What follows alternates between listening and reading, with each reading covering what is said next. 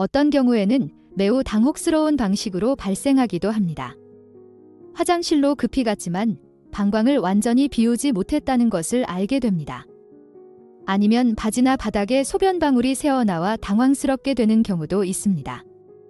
이런 상황이 너무나 익숙하게 들린다면 아마도 전립선이 그 모든 문제의 교활한 원인일 가능성이 높습니다. 제가 오늘 이 주제를 깊이 다루는 이유는 무엇일까요? 솔직히 말씀드리자면 이 이야기가 일부 사람들을 불편하게 할 수도 있습니다. 전 세계의 많은 비뇨기과 의사들이 왜 그렇게 침습적인 시술이나 전립선 크기를 줄이는 시술을 홍보하여 여러분이 그토록 절실히 찾고 있는 증상 완화를 얻도록 돕는 걸까요? 하지만 중요한 점은 저는 비뇨기과 의사가 아니라는 것입니다. 저는 물리치료사입니다. 역할이 다르고 다루는 도구도 다릅니다. 제 임무는 무엇일까요?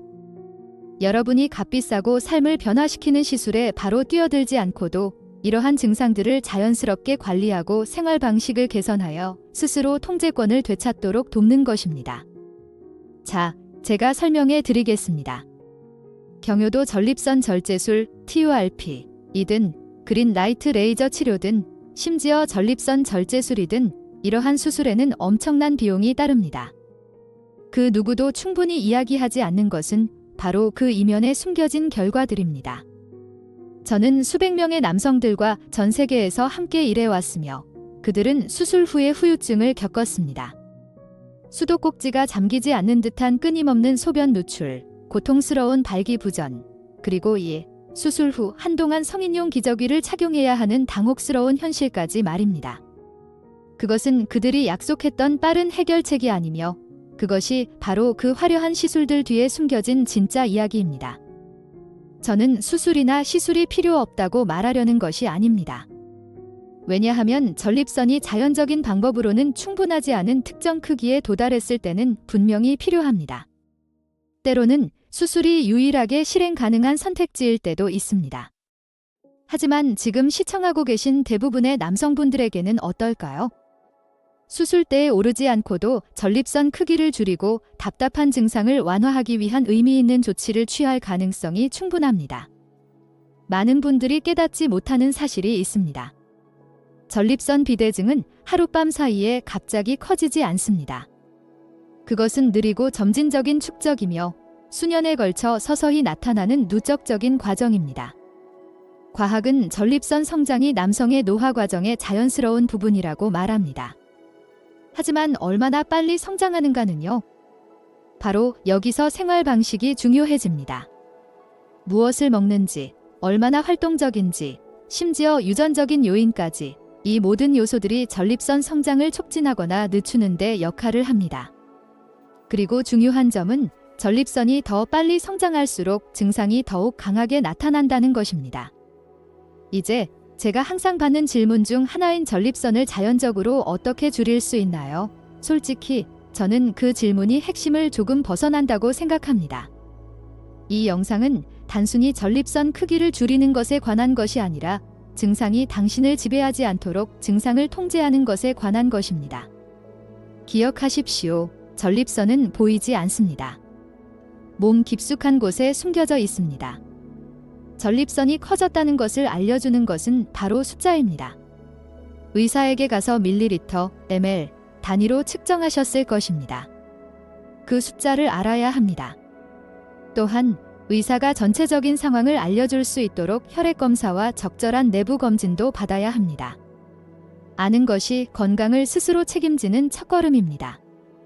방광을 완전히 비우지 못하는 답답한 느낌, 또는 소변 후 새어나오는 작은 방울들, 이 모든 것은 한 가지로 귀결됩니다. 바로 전립선 비대증입니다. 전립선이 정확히 얼마나 큰지 아는 것은 단순히 보고서에 있는 숫자가 아닙니다. 그것은 당신의 로드맵입니다. 이는 그러한 증상 뒤에 있는 진짜 원인을 이해하는 데 도움을 주고 진행 상황을 추적하기 위한 기준점을 제공합니다. 이제 정말 중요한 것, 즉 증상을 완화하는 것으로 돌아가 봅시다. 시청하시는 분들 중에는 전립선이 매우 크지만 놀랍도록 경미한 증상을 보이는 분들도 있고 다른 분들은 더 힘들어하는 분들도 있다는 것을 알고 있습니다. 증상은 사람마다 매우 다양할 수 있습니다. 크기에만 집착하는 대신 증상을 정면으로 다루는 것이 더 현명한 방법입니다. 제가 자주 듣는 이야기는 이렇습니다. 방광을 완전히 비우지 못하는 것 같아요. 또는 속옷에 소변이 새고 그게 너무 당황스러워요. 때로는 사람들이 냄새를 맡거나 옷을 통해 볼 수도 있어요. 그리고 고전적인 질문도 있습니다. 10년 전보다 매일 소변을 3배 더 많이 봐야 해요. 도대체 무슨 일인가요? 좋은 소식은요. 이것들이 바로 우리가 약이나 속임수 없이도 조절할 수 있는 증상들이라는 것입니다. 첫 번째 단계는 이중 배뇨라고 불리는 것입니다. 간단하게 들리지만 강력합니다. 집에서 화장실에 갈 때마다 소변을 2번 보세요. 방광이 완전히 비워질 기회를 주십시오. 매번 방광을 더 완전히 비울수록 전립선 증상으로 인한 불편함이 줄어들 것입니다. 소변을 볼 때 앉거나 서는 것이 실제로 차이를 만들 수 있습니다. 하지만 이중 배뇨의 핵심은 이렇습니다. 먼저 서서 한 번 소변을 보고 자연스럽게 모든 것이 흘러나오게 합니다. 그런 다음 몸을 조금 움직이고 몇 초 동안 골반저 근육을 이완시킨 후 앉아서 2번째 소변을 봅니다. 이 2번째 시도가 방광을 완전히 비우는데 도움이 됩니다. 앉아서 앞으로 또는 뒤로 기대어 마지막 방울까지 배출하는 데 도움이 되는 자세를 찾으십시오. 화장실에 갈 때마다 이 방법을 실행하면 방광이 완전히 비워지도록 훈련시키는 것입니다. 왜냐하면 방광을 100% 비우지 않으면 더 빨리 채워져서 곧 다시 가야 할 것 같은 느낌이 들게 되고 그때 소변이 새고 급하게 마려운 느낌이 찾아옵니다. 전립선 비대증은 이 문제를 더욱 악화시킬 뿐입니다. 그렇다면 이러한 증상과 싸우기 시작하는 방법은 다음과 같습니다. 첫째, 이중 배뇨는 방광의 2배의 빈 공간을 제공합니다. 다음으로 소변을 효율적으로 배출하고 단단히 붙잡아 누출을 막는 데 도움이 되는 골반저 근육을 강화하는 것이 중요합니다. 저는 골반저 수축 운동에 대해 설명하는 영상을 많이 만들었습니다. 이 영상은 빙산의 일각에 불과하지만 그 근육들을 올바르게 사용하는 방법을 배우는 것이 매우 중요합니다. 많은 시청자분들이 상세한 안내가 자신들에게 큰 변화를 가져왔다고 말씀해 주셨습니다. 세 번째는 골반저 근육 스트레칭입니다. 생각해 보십시오. 앉아 있거나 운전하는데 얼마나 많은 시간을 보내십니까?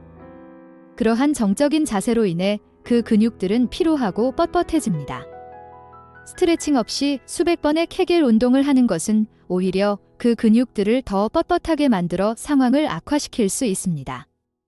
부드러운 야간 스트레칭 루틴을 시작하면 그 근육들이 이완되고 다음 날을 위한 준비가 되며 화장실에 가고 싶은 충동의 빈도를 줄이는 데 도움이 될 수 있습니다.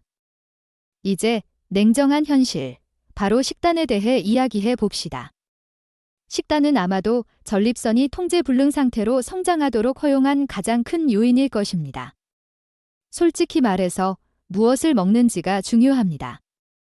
제가 연구에서 보고 전립선을 자연적으로 성공적으로 줄인 남성들이 공유한 이야기들을 통해 본 공통된 주제는 설탕을 완전히 끊는 것입니다.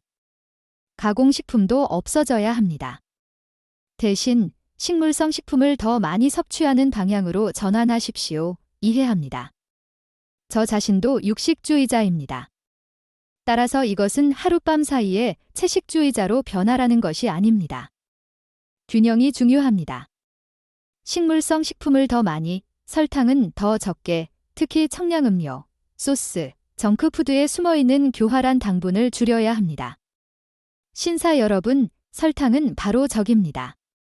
그러니 자신에게 솔직해지십시오. 식습관을 냉정하게 살펴보십시오. 솔직해진다면 아마도 당신의 식단이 전립선에 친절하지 않았다는 것을 깨달을 것입니다. 하지만 그리고 이것이 중요합니다. 바꾸기에는 아직 늦지 않았습니다. 설탕을 끊는 것은 허리둘레에 도움이 되는 것 이상입니다. 그것은 몸 전체의 염증을 줄여줍니다. 상상해 보십시오. 전립선이 커지면서 단순히 커지는 것이 아니라 실제로 염증이 생기고 부어오르며 자극받는 상태가 됩니다. 그래서 어떤 날은 방광이 거의 정상적으로 느껴지지만 다른 날은 악몽이 되는 것입니다. 당신의 식단은 이 롤러코스터에 큰 역할을 합니다. 어느 날 유제품, 가공식품, 술, 단 음식들을 과도하게 섭취하면 며칠 후에 그 증상들이 다시 심해져 삶을 더 힘들게 만들 수 있습니다. 설탕이 든 청량음료, 정크푸드, 케첩, 바비큐 소스, 이 모든 것들이 염증을 유발하는 숨겨진 설탕으로 가득합니다. 식단에서 그것들을 없애고 식습관을 간소화하면 이미 완화의 길 절반쯤 온 것입니다. 이제 기대치에 대해 현실적으로 이야기해 봅시다. 이것은 마법의 총알이나 하룻밤만의 해결책이 아닙니다. 이 문제는 수년 동안 쌓이는 것이고, 그래서 많은 의사들이 값비싼 수술을 권하는 이유입니다. 그들은 수술 후의 전체적인 상황을 알려주지 않고 빠른 결과를 약속합니다. 스스로 조사하고 선택지를 신중히 고려하십시오. 하지만 제가 공유하는 자연적인 길을 택하기로 결심했다면 이것을 알아두십시오. 시간이 걸립니다. 4에서 6개월 동안 추적하고 꾸준히 노력해야 진정한 변화를 보기 시작할 것입니다. 식단에 집중하면 체중 감량에 도움이 될 것입니다. 특히 허리둘레, 즉 비뇨기 증상을 악화시킬 수 있는 고집스러운 뱃살을 빼는 데 도움이 됩니다. 방광이 더 잘 비워지면 남아있는 소변의 양뿐만 아니라 하루에 화장실에 가야 하는 횟수도 줄어듭니다. 그러니 체중을 줄이고 설탕을 끊고 채소를 더 많이 먹고 원한다면 고기는 계속 즐기되 유제품과 가공식품은 줄이십시오. 그것이 당신의 절반 지점입니다. 음료에 대해 이야기해 봅시다. 왜냐하면 당신이 마시는 것이 방광에 큰 영향을 미치기 때문입니다. 음료는 방광을 수축하게 하고 탈수시키거나 단순히 소변 생성을 증가시켜 이뇨 작용을 일으킬 수 있습니다. 그리고 카페인은요. 전립선 비대증을 앓는 남성들에게 카페인은 큰 영향을 미칩니다. 제가 갑자기 카페인을 끊으라고 요청하는 것은 아니지만 증상이 심하다면 줄여야 합니다. 하루 한두 잔의 카페인 커피가 안전한 범위입니다. 그리고 이 디카페인에도 여전히 카페인이 들어있지만 양이 적을 뿐입니다. 콜라나 펩시 같은 탄산음료는 끊고 카페인이 많이 들어있는 차도 조심하십시오. 이러한 음료들은 방광에 큰 손상을 입히고 증상을 악화시킬 수 있습니다. 그래서 저는 전립선 크기를 줄이는 것 자체보다 증상 관리에 더 집중합니다. 전립선 크기를 줄이는 것은 이러한 모든 전략을 결합하여 문제를 해결할 때 일어납니다. 즉, 더 나은 방광 비우기, 골반저 스트레칭, 현명한 식단, 그리고 수분 관리입니다. 여기 실질적인 단계가 있습니다. 일주일 동안 당신의 식단과 음료 섭취를 추적하십시오. 휴대폰 메모 앱이나 종이와 펜을 사용하십시오. 먹고 마시는 모든 것, 술은 얼마나 마시는지, 탄산음료는 얼마나 마시는지 기록하십시오. 냉정하게 솔직해지십시오. 종이에 기록된 것을 보면 눈이 뜨이는 경험을 할 것입니다. 그것은 당신의 몸이 절실히 필요로 하는 변화를 만드는 첫걸음입니다. 일단 식단을 깨끗이 하고 수분 섭취를 조절하면 당신은 이미 3분의 1 정도 왔습니다. 고집스러운 증상들이 완화되기 시작할 것입니다. 그것이 바로 당신이 원하는 진행 상황입니다. 하지만 여기에 판도를 바꾸는 것이 있습니다. 바로 운동입니다. 그것은 모든 것을 하나로 묶어주는 빠진 조각입니다. 시작하기 전에 이 영상을 보는 모든 남성들은 개개인마다 다르기 때문에 당신의 몸에 무엇이 안전한지 의사에게 확인하십시오. 제 권장사항은요. 일주일에 닷새 움직이는 것을 목표로 하십시오. 그중 사흘은 유산소 운동이어야 합니다. 빠른 걷기, 달리기, 자전거 타기, 로잉 등 심장이 30분에서 40분 동안 뛰게 하는 모든 운동을 생각하십시오. 그리고 이틀은 근력 운동에 집중하십시오. 헬스장이 없다고요? 문제 없습니다. 맨몸 운동도 마찬가지로 효과적이며 온라인에는 무료 프로그램이 많습니다. 만약 2번의 저항 운동만 한다면 하루는 상체, 다음 날은 하체에 집중하여 모든 부분을 다루십시오. 식단과 운동은 여기에서 밀접하게 관련되어 있습니다. 4에서 6개월 동안 진행 상황을 계속 추적하면 증상들이 사라지는 것을 알아차리기 시작할 것입니다. 전립선을 자연적으로 줄이는 다음 팁으로 넘어가기 전에 간단한 약속을 합시다. 저는 이것을 신사들의 약속이라고 부르는데 우리 사이의 가상 악수입니다. 이전에 여기에 오셨던 분들은 어떻게 해야 하는지 아실 겁니다. 지금 바로 아래 구독 버튼을 눌러주시고 신사들의 약속지라고 댓글을 남겨주십시오. 그렇게 하면 제가 남성 건강에 초점을 맞춘 이 성장하는 커뮤니티에 여러분을 직접 환영할 수 있습니다. 우리는 지금 여기에서 진짜 무언가를 만들어가고 있습니다. 수백 명, 심지어 수천 명의 남성들이 아무도 이야기하지 않는 주제에 대한 침묵을 깨기 위해 함께하고 있습니다. 우리 중 더 많은 사람들이 있을수록 이 메시지는 절실히 필요로 하는 전 세계 남성들에게 더 많이 퍼져나갈 것입니다. 그러니 아직 참여하지 않으셨다면 어서 저희와 함께 하십시오. 그 말을 하고 다음을 기대하십시오. 제가 여러분에게 전달하고 싶은 한 가지 중요한 점은 이것입니다. 보충제에 대해 스스로 조사하십시오. 처음부터 저는 그린라이트나 줌과 같은 침습적인 시술에 대한 우려를 공유했습니다. 그것들은 어디에나 있으며 도움이 될 수도 있지만 자체적인 위험을 수반합니다. 또한 알파 차단제, 플로맥스 또는 탐스로신과 같은 약물도 있습니다. 이것들은 염증을 줄이지만 자체적인 부작용을 가지고 있습니다. 이러한 약물들은 저렴하지도 않으며 당신의 1차적인 방편이 되어서는 안 됩니다.